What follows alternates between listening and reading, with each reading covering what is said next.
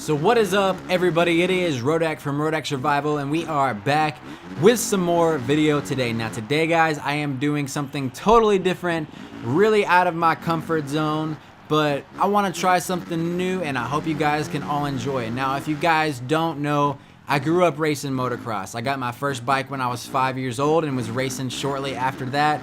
I'm 26 years old now, and I raced till I was about 20 or 21. So I had to give it up a little while. I had to kind of grow up, be an adult for a little bit. Things got a little too expensive, but I plan on, as soon as I'm financially able to ride again, I would definitely do it.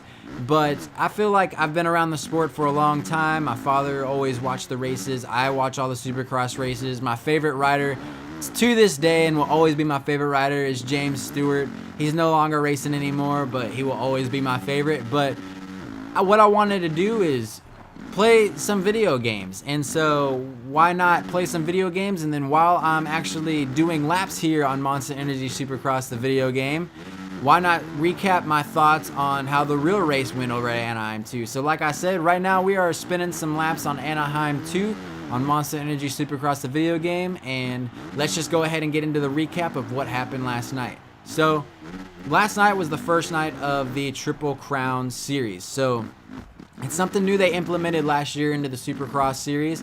So instead of doing like a whole night format where you have your heat races, LCQs, and one main event, they have 3 main events. So every race is like a sprint, but every point matters. So how the 250 class works is they do 10 minutes plus 1 lap, 3 main events, and it's Olympic style scoring. So first place gets 1 point, second place 2 points, third place 3 points, and the rider with the lowest amount of points after the 3 main events comes out with that overall Supercross win for that night and gets to maximize their points. So, excuse me.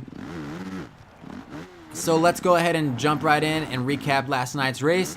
First moto of the 250s, Cincerillo came out hot, and I was a firm believer that if Cincerillo can minimize the mistakes to stay off the ground, I think he could win every race and no one could really challenge him.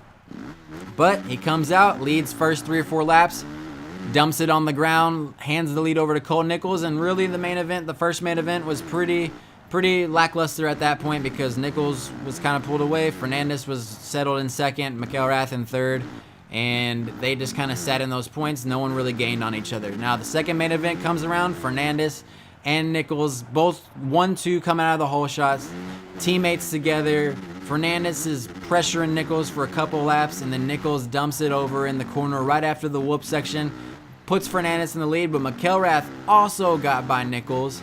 And so the way they ended in that second main event was Fernandez in first, Nichols in second, or McElrath in second, and Nichols in third. So basically they all came down to where it was basically whoever wins that last main event was gonna win that overall for the night. So third main event comes around, and McElrath just shoots out of the gate, hole shots, and essentially just checks out. He did what he had to do, and that was something great to see from McElrath because he was always kind of there, but it was always like a 3rd or 4th place rider, and he got a lead and just checked out. And he was really the only one who was able to hit that big triple right before the finish line, and that was a complete game changer. I saw Fernandez start to be able to hit it towards the end of the race, but the way they came out in that third main event was McElrath was in first, Cincerillo was in second, Fernandez was in third, and Nichols was in fourth.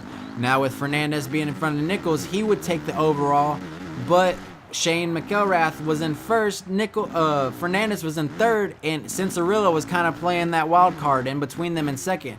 If Fernandez got past Cincerillo, he would have won the overall, but since he didn't, McElrath ended up taking the overall. He was consistent all night and didn't win until the last moto, but it came out in his favor, and he came out with a victory. Now in that 450 race, it was a little bit different. So what a race, that first race. Cooper Webb staying on Roxon, and very last lap comes around, passes Roxon, and did y'all see the attitude that he gave him over the finish line? Points back at him, gives him the little finger gun and shoots him like, I took you down. And I like seeing that. I like seeing that confidence in Cooper. He was a great 250 rider, but it's great to see him on the 450 come out and be able to hold on and be able to latch on to Roxon and just he really kind of dictated the race. Roxon was in first,